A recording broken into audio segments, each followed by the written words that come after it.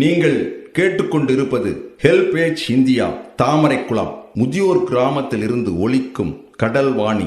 இந்த நிகழ்ச்சி மூத்த குடிமக்கள் தயாரித்து வழங்கும் அனுபவம்.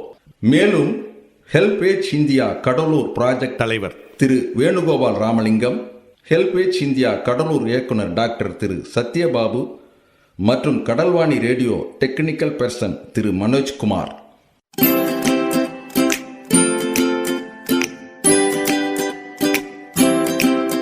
தந்தனத்தம் என்று சொல்லியே வில்லினில் பாட, ஆமா வில்லினில் பாட வந்துடுச்சு கடல்வாணியே, வந்துருச்சு கடல்வாணியே. நல்ல நல்ல கருத்துக்களா நாங்களும் தினமும் பாட, நாங்களும் தினமும் பாட, சொல்ல வந்த கருத்துக்களா நீங்களும் தினமும் கேட்க, நீங்களும் தினமும் கேட்க. வந்துடுச்சு கடல்வாணியே, வந்துருச்சு கடல்வாணியே.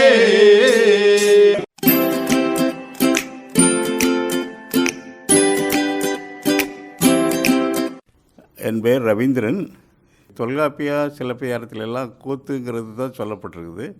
சிலப்பதிகாரத்தில் அரங்கேற்றிக்க அதெல்லாம் கூத்துங்கிறது 4 இருக்கும். சொக்கம், நிறுத்தம், மெய்க்கூத்து, இப்போ நாடகம் இருக்கும். நாடகங்கிறது அங்கே முதலாக பயன்படுத்தப்படும் போது நாடகம் கதை தெளிவு வருவது ஒரு வடிவம் அப்படின்னு தான் இருக்கும். ஆக ஒரு கதையை சொல்கிறது அப்படிங்கிறது தான். இப்போ ஒரு 11 ஆடல்களை பற்றி மாதவி கோலம் முன்னாடி ஆடலாம், ஒரே நேரத்தில் ஆடியிருப்பாளாங்கிறதுலாம் பிரச்சனை. வெவ்வேறு காலகட்டத்தில் கோலம் முன்னாடி கடற்கரையில் ஆடியிருக்கலாம் 11 ஆடல்கள். எண்மறி கூத்தும் 11 ஆடலும் அப்படி இப்படிங்கலாம் நிறைய சிலப்பதிகாரத்தில் தான். சிலப்பதிகார அரங்கேற்ற கதையை படித்தீங்கன்னா அது மாதிரி ஆட்சியர் குறவை அரங்கேற்ற கதை தான் நம்முடைய கூத்து வடிவத்துக்கு முன்னோடியான ஒரு இலக்கிய இலக்கண பெட்டகம் மாதிரி சொல்லலாம். அவருடைய ஆட்சியர் குறவையில் தான் முல்லைப்பாட்டுன்னு வருது.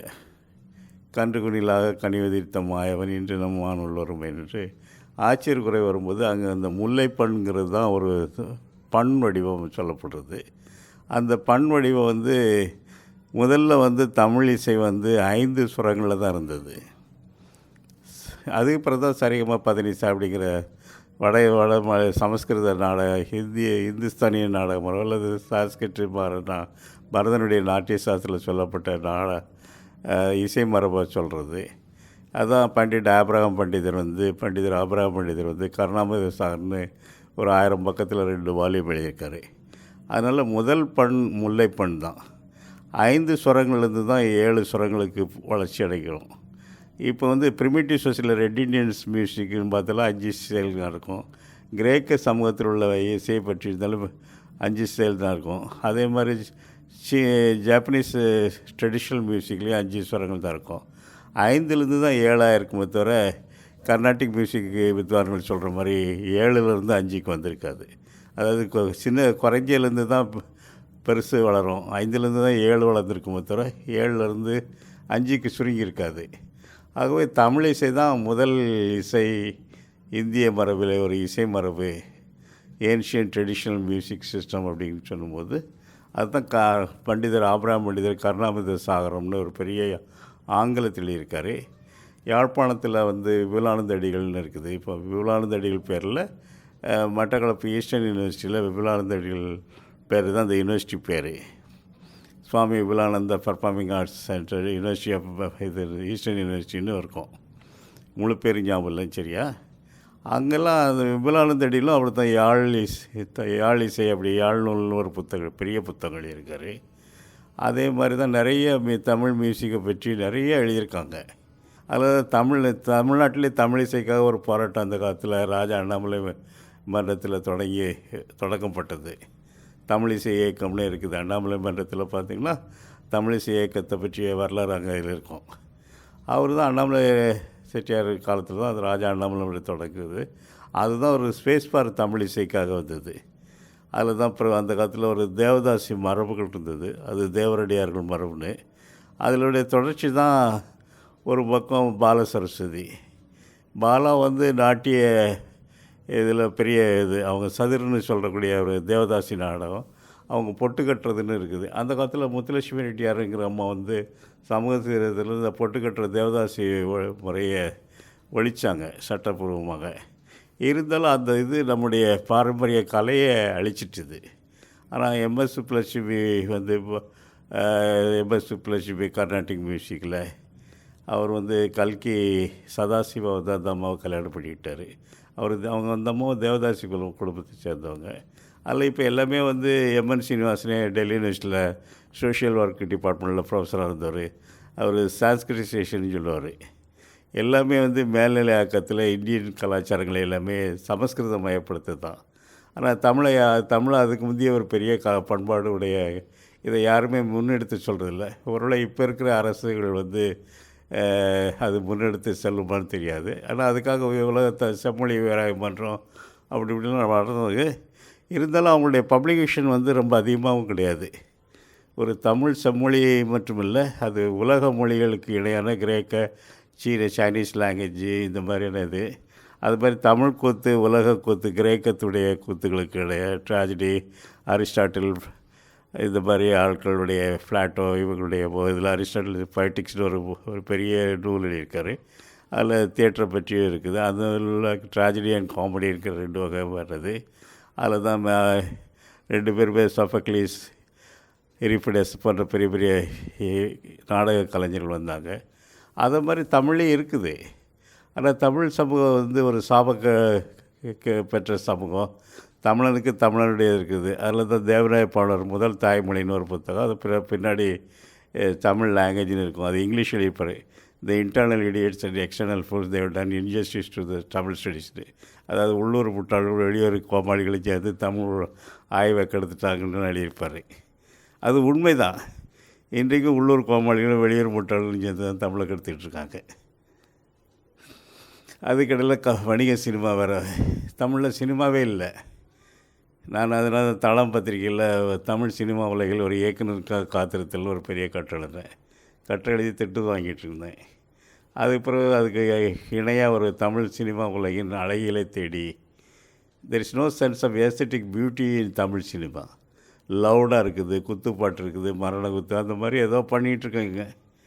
அதனால் இந்த வாழ்க்கை பற்றி இல்லை. ஒரு சில பாடம் தான் சில படங்கள் வருது. இப்போ ரஞ்சித்னு அவங்களுடைய நீலம் பப்ளிகேஷன்ஸ் எல்லாம் உருவாக்கியிருக்காங்க. அவங்க நிறைய இதில் பரியரும் பெருமாள் இந்த மாதிரி நிறைய சின்ன சின்ன படங்கள் வருது. இப்போ வந்து சமீபத்தில் வந்து கடைசி விவசாயின்னு ஒரு படம் வந்தது. அது எனக்கு உண்மையிலே ஒரு new beginning of the Tamil cinema அப்படின்னு என்னால் சொல்ல முடியும். ஏன்னா அதில் நடித்த அந்த விவசாயி நடிகர் கிடையாது. அவர் சுயமாகவே அதில் நடிக்கலை. He is living in that film.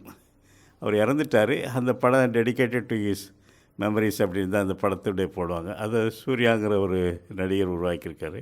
அதில் விஜய் சேதுபதி மாதிரி ஆட்கள்லாம் இருக்காங்க. அதுதான் முதலாக எனக்கு தெரிஞ்சு தமிழில் ஒரு ரியல் சினிமா அப்படிங்கிறது. அந்த காலத்தில் 70s பேரலல் சினிமா வரும். அதாவது கலைப்படங்கள் வணிக படங்களுக்கு இடையில் பேரலல் சினிமானா 2க்கும் இடையில். அது முழுக்க கலைப்படமாக இருக்காது, முழுக்க கமர்ஷியல் ஃபில்மாக இருக்கா அப்படிங்கிறது தான் மலையாளத்திலலாம் அடூர் கோபாலகிருஷ்ணன் அல்லது இவங்களோட சந்தியா ராகம் அந்த மாதிரி சில இதெல்லாம் மாணிகோல் இப்படிலாம் ரித்வி கட்டக்னு ஒரு பூனே ஃபில்ம் இன்ஸ்டியூட்டில் பெரிய டைரக்டர் இருந்தார். அவர் தான் ஃபஸ்ட்டு அவருடைய படங்கள்லாம் அவர் ஒர்க் பண்ணார். அவருடைய மாணவர்கள் தான் பேரலல் சினிமா உருவாக்குனாங்க. அடூர் கோபாலகிருஷ்ணன் அது மாதிரி நிறைய பேர் கேரளாவில் நிறைய பேர் இருக்காங்க. அப்புறம் ஆப்ரஹாம் இவர் ஜான் ஆப்ரஹாம் வந்து ரித்வி கட்டக்கூடிய மாணவர். பாலு மகேந்திரா இவங்கள்லாம் இருந்தாங்க. அதில் ஜான் ஆப்ரஹாம் தான் அக்ராத்தில் கழுதின்னு ஒரு படம் எடுத்தார். அந்த அக்ராத்தில் கழுதி தான் எனக்கு தெரிஞ்சு தமிழில் முதலாக உருவான ஒரு படம்னு நான் சொல்லுவேன். ஜான் ஆப்ரஹாம் நான் மலையாளத்தில் அவருடைய அம்மாரியான்னு ஒரு பெரிய கிளாசிக்கல் ஃபில்ம் இருந்தார். அவங்க எல்லாமே அந்த காலத்தில் இறந்துட்டாங்க. ஏன்னா அந்த கலைஞர்கள்லாம் குடிக்கிறது அப்படி இப்படிங்கலாம் இருக்கும் மாதிரி ஒரு குடியை தொடர்ச்சியாக குடிப்பார். இப்போ ரித்வி கட்டரும் பேராசிரியர் தான். அவர் கிளாஸ் எடுத்துகிட்டு இருக்கும்போதே வைட்டமின் பாய்ஸ் அப்படின்னு சொல்லிட்டு பாத்ரூமில் போயிட்டு ஒரு படம் கடிச்சிட்டு திருப்பி கிளாஸுக்கு வருவார். ஸோ இந்த மாதிரி ஒரு இதில் இருந்தனால ட்ரிங்க்ஸ் வந்து இட்ஸ் பாவம்னு கிடையாது. ட்ரிங்க்ஸ் வந்து இது கிரேக்கத்தில் வந்து தொன்மம் வந்து பாக்கஸுங்கிற ஒரு கடவுள், வைன் காடு தான் is a creator of the theatre அப்படின்னு சொல்கிறது.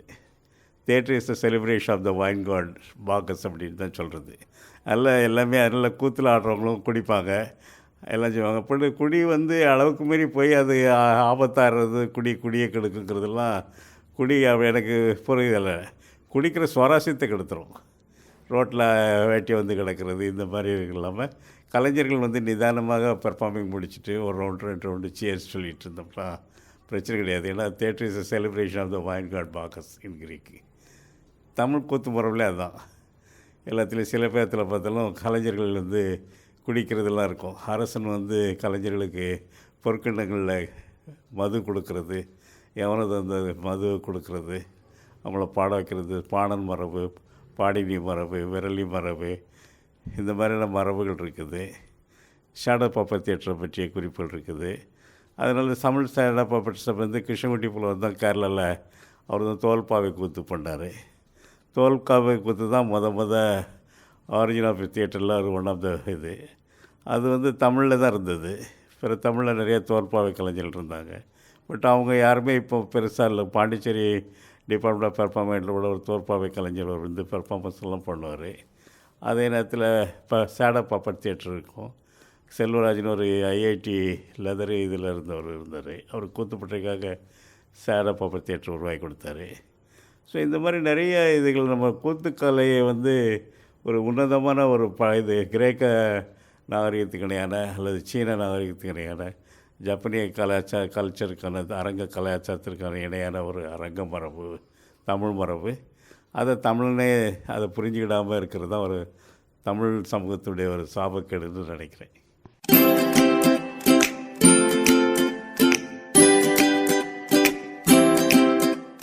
நேயர்களே, இந்த அனுபவ நிகழ்ச்சி இத்துடன் நிறைவு பெறுகிறது. உங்களிடம் இருந்து விடைபெறுவதற்கு முன் மூத்த குடிமக்களின் அதாவது சீனியர் சிட்டிசனின் உதவிக்கான டோல் ஃப்ரீ ஹெல்ப்லைன் எண்ணை உங்களுக்கு ஞாபகப்படுத்துகின்றேன். 145667. இந்த டோல் ஃப்ரீ எண் காலை 8 மணியிலிருந்து இரவு 8 மணி வரை செயல்படும். மீண்டும் அடுத்த அனுபவ நிகழ்ச்சியில் சந்திப்போம். நன்றி, வணக்கம்.